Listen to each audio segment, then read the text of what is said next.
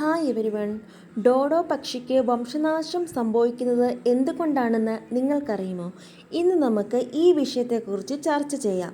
അപ്പോൾ ഇതുപോലെയുള്ള രസകരവും കൗതുകകരവുമായ കാര്യങ്ങൾ ഇനിയും അറിയുവാൻ ഈ ചാനൽ സബ്സ്ക്രൈബ് ചെയ്യുവാൻ മറക്കരുത്. കുട്ടിക്കാലങ്ങളിൽ പാഠപുസ്തകത്തിൽ മാത്രം കേട്ടറിഞ്ഞ ഒരു പക്ഷിയാണ് ഡോഡോ. ഡോഡോ ഇന്ത്യൻ മഹാസമുദ്രത്തിൽ സ്ഥിതി ചെയ്യുന്ന മൗറീഷ്യസ് ദ്വീപിൽ മാത്രം കാണപ്പെട്ടിരുന്ന പ്രാവു വർഗത്തിൽപ്പെട്ട ഒരിനം പക്ഷിയായിരുന്നു. ഇവയ്ക്ക് പറക്കാൻ കഴിവുണ്ടായിരുന്നില്ല. ഇക്കൂട്ടത്തിൽപ്പെടുന്ന ഒരു പക്ഷിക്ക് 12 മുതൽ 24 കിലോഗ്രാം വരെ തൂക്കമുണ്ടായിരുന്നുവത്രേ. 1507 മൗറീഷ്യസ് ദ്വീപിൽ കപ്പലിറങ്ങിയ പോർച്ചുഗീസ് നാവികരിൽ നിന്നാണ് ഈ പക്ഷിയെപ്പറ്റി പുറം ലോകം ആദ്യമായി കേൾക്കുന്നത്. എന്നാൽ 1790 1800ഓടെ, അതായത് കണ്ടുപിടിക്കപ്പെട്ട് ഏകദേശം 300 വർഷങ്ങൾക്കകം തന്നെ ഡോഡോയ്ക്ക് വംശനാശം സംഭവിച്ചു. മാംസള ശരീരവും മന്ദഗതിയിലുള്ള സഞ്ചാരവും ഈ സാധുപക്ഷിയെ വേട്ടക്കാരുടെ തോക്കിനിരയാക്കി. മനുഷ്യൻ്റെ ദുര കാരണം വംശനാശം സംഭവിച്ച അനേകം ജീവികളിൽ ഒന്നു മാത്രമാണ് ഡോഡോ.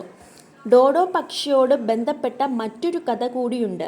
ഡോഡോയ്ക്ക് വംശനാശം സംഭവിച്ചതോടെ മൗറീഷ്യസിലെ ഒരിനം വൃക്ഷത്തിൻ്റെയും മരണമണി മുഴങ്ങിയിരിക്കുകയാണ് എന്ന വസ്തുത അത്ഭുതകരമല്ലേ? ഈ വൃക്ഷത്തിൻ്റെ പേര് കാൽവേറിയ മേജർ എന്നാണ്. 1973 കണക്ക് പ്രകാരം ഈ മരം 13 മാത്രം മൗറീഷ്യസിൽ ഇനി ബാക്കിയുള്ളൂ. ഇവയ്ക്കാകട്ടെ 300-ലധികം വർഷം പ്രായവുമുണ്ട്. ഡോഡോ പക്ഷിയുടെ തിരോധാനത്തിനു ശേഷം ഈ വൃക്ഷത്തിൻ്റെ ഒറ്റ വിത്ത് പോലും മുളച്ചിട്ടില്ലത്രേ. കാരണം എന്താണെന്നോ? ഈ മരത്തിൻ്റെ പഴങ്ങൾ ഡോഡോയുടെ ആഹാരമായിരുന്നു. വളരെ കട്ടി കൂടിയതാണ് കാൽവേറിയ മേജറിൻ്റെ പഴങ്ങൾ. ഡോഡോയുടെ ആഹാരമായി അതിൻ്റെ ആമാശയത്തിലൂടെ കടന്നു പോകുന്ന പഴങ്ങളുടെ കനത്ത പുറന്തോട് മൃദുവായി തീരുന്നു. ഡോഡോയുടെ ദഹനരസത്താൽ മൃദുവാക്കപ്പെട്ട വിത്തുകൾ മാത്രമേ മണ്ണിൽ മുളയ്ക്കുകയുള്ളൂ. ഡോഡോ പക്ഷിയുടെ വംശനാശത്തോടെ ഈ പ്രക്രിയയെല്ലാം നിലച്ചതിനാൽ കാൽവേറി മേജർ എന്ന വൃക്ഷവും വംശനാശത്തെ നേരിടുകയാണ്. ഈ അറിവ് നിങ്ങളിൽ ഏറെ അത്ഭുതമുണ്ടാക്കി എന്ന് ഞാൻ വിശ്വസിക്കുകയാണ്. ഇതുപോലെയുള്ള രസകരമായ അറിവുകൾക്കായി ഈ ചാനൽ സബ്സ്ക്രൈബ് ചെയ്യുവാൻ മറക്കരുത്. പുതിയൊരു വിഷയവുമായി കണ്ടുമുട്ടും വരെ നന്ദി.